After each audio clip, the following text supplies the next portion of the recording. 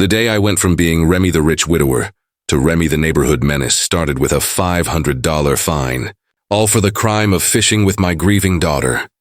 That day, I found out the hard way that our local homeowners association, the Oak Haven Shores HOA, wasn't run by community volunteers. It was run by a dictator named Brenda Sterling, and I had just given her 4 million reasons to regret picking a fight. Look, if you're hiding in your pantry right now trying to escape your own HOA drama, hit that like button, because this story is for you. I was living the quiet dream, you know? Sold my tech stakes at 42, took the money and retired early. But the universe has a cruel sense of humor, right? My wife Laura lost her battle with cancer, and suddenly I was a single dad trying to keep a 14-year-old girl, Maya, afloat. The only thing that gave us any peace was fishing. It was the last thing the three of us did together. So when we moved to Oak Haven Shores, it was all about the Cypress Lake, a beautiful 6-acre centerpiece, a promise of a fresh start. The realtor mentioned the HOA, the usual stuff, lawn care, house color. But she failed to mention that the president, Brenda, was basically running the place like her personal fiefdom. I found out how bad things were on a sunny Saturday. Maya and I were on the little wooden dock, and she had just caught a small perch, the first real smile I'd seen on her face in months. Then the inevitable voice cut through the silence. "Excuse me, but what exactly do you think you're doing?" There stood Brenda, late 50s, dressed in immaculate white designer tennis gear, clipboard in hand, looking like she was about to call the cops on a puppy. I tried to be friendly, introduced myself, but she cut me off, finger tapping her clipboard. "Mr. Thorne," she sniffed, ignoring my outstretched hand. "Fishing is strictly prohibited in the community lake. $500 per the bylaws amendment." I was stunned. But the listing, the realtor, they said fishing was an amenity. Brenda offered a thin, icy smile that didn't reach her eyes. "The regulation was amended last month. All residents were notified. Check your spam, Mr. Thorne. I can't be held responsible for residents who don't prioritize official communications." The way she looked at our humble tackle box, the way she dismissed my daughter's quiet joy. It wasn't about the rules, was it? It was about us. About who she thought we were, or rather, who she thought we weren't. She looked at Maya, who was now clutching her fishing rod, eyes welling up, and then back at me. "New residents sometimes struggle to adapt to our community culture," she said, letting the implication hang in the air. We were the wrong type of people. It took everything I had not to unload 15 years of Wall Street aggression right there. "We'll pack up," I said quietly, focusing on Maya. "Just email the full rule details and the fine." She walked away, victorious, her designer shoes crunching on the perfect grass. That night, after finding 0 emails, I started digging. 8 years of Brenda Sterling as HOA president. Her day job? Owner of Oak Haven Realty, specializing in luxury community property sales. I found social media photos of her hosting champagne parties on that very dock. So much for environmental concerns. But the real dirt came when I met Gary, a retired corporate attorney 3 doors down. "Who'd been keeping track?" "She's a neighborhood dictator, Remy." Gary grimaced over coffee. "But here's the kicker. The HOA doesn't actually own the lake. It's owned by Crestview Development, the original builders, and our lease for recreational use expires in 2 months. 2 months. Gary had contacts who said Crestview was facing a financial firestorm and liquidating assets fast. And Brenda knew it. She was quietly maneuvering through shell companies to buy the lake herself, not for the community, but to build exclusive lakeside villas on the edges. The fishing ban, the petty fines. It was all about restricting community access to make her private deal look smoother. Then I met Dr. Elias Vance, a longtime resident and retired banker, who showed me his meticulously maintained database. "It's a pattern, Remy," Elias said, pointing at spreadsheets. "Violations spike right before a house goes up for sale, usually below market. And guess which company quietly snaps it up through an LLC? One connected to Brenda. They were systematically driving out undesirables, and anyone who opposed her, cheapening the assets and then flipping them. That sealed the deal. This wasn't just a petty HOA beef anymore. It was calculated financial abuse wrapped in a veil of community standards. We formed a secret coalition. We were an underground resistance, the retired lawyer, the retired banker, and the newly retired venture capitalist.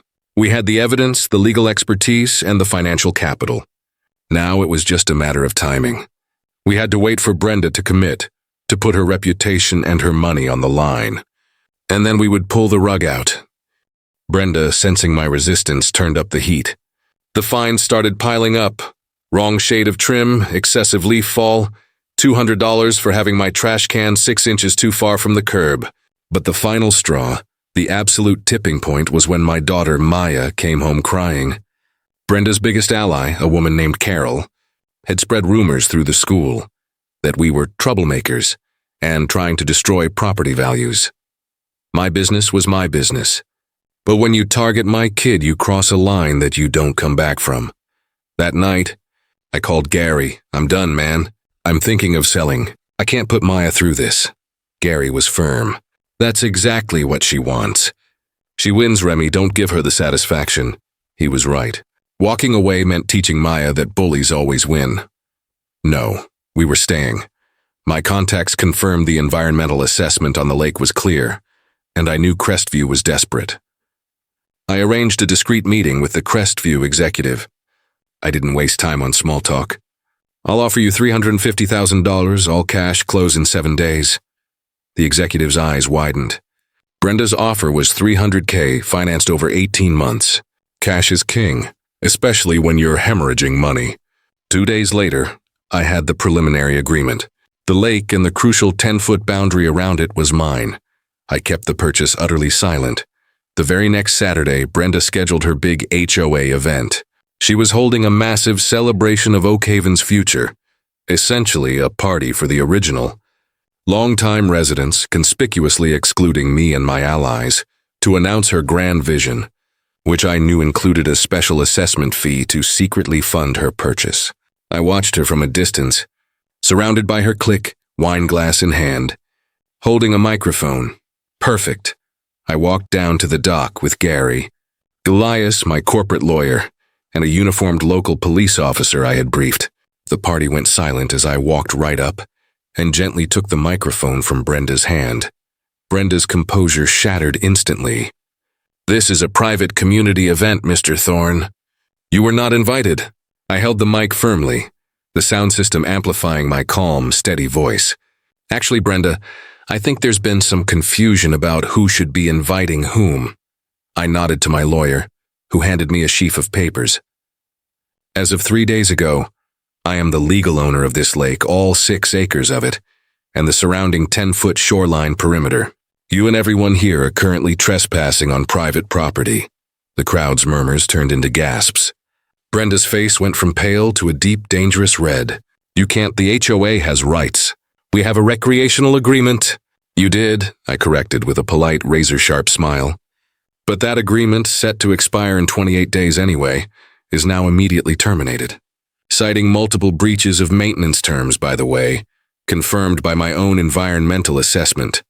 I glanced at the officer. "Officer Reyes is here to ensure an orderly departure. You have 10 minutes to clear my property," she stammered. "The community won't stand for this. We'll sue for right of access." "Good luck with that, Brenda," I replied, making sure the microphone caught the sound of the property deed rustling in my hand. "You've always been such a stickler for the rules. Consider this a lesson in consequences." The party dissolved in minutes. Over the next few weeks, I established a security patrol and posted private property, no trespassing signs. I announced a partnership with a conservation group to restore the lake's health. But my final move was the real game changer. I called a community meeting, excluding the current HOA leadership. I proposed turning the lake over to a new community trust, under 3 conditions: new leadership, term limits, and a transparent ethics committee. Then, I dropped the bomb that even Gary and Elias didn't know about. "Many of you may not be aware," I told the room, which was filled with nearly every neighbor, "but I've also been quietly purchasing the mortgage notes on several properties in this community, including Brenda Sterling's home." The room exploded. I assured them I had no intent to foreclose, but I had leverage. The message was clear: Fix the broken system or I control the system. Brenda resigned in disgrace within a week. She was later charged with criminal trespassing and attempted environmental contamination after my security footage caught her trying to dump something into the lake to validate her pollution claims. She lost her home and left Oakhaven Shores, her reputation in tatters. The lake was officially renamed Laura's Lake, and I transferred the ownership to the new community trust. 3 months later, Maya and I hosted the first annual community fishing day. As the kids laughed and fished, Maya leaned against me on the dock, a genuine, easy smile on her face. "Mom would be really proud of you, Dad," she whispered. And in that moment, looking out at the families finally united, I realized justice wasn't just about winning the battle. It was about rebuilding what the bully had broken. If you're dealing with your own HOA tyrant, tell me, what's the craziest fine you've ever gotten? And what's the one power move you wish you could pull? Let me know in the comments below. And don't forget to subscribe for more real-life stories, where the good guys finally fight back.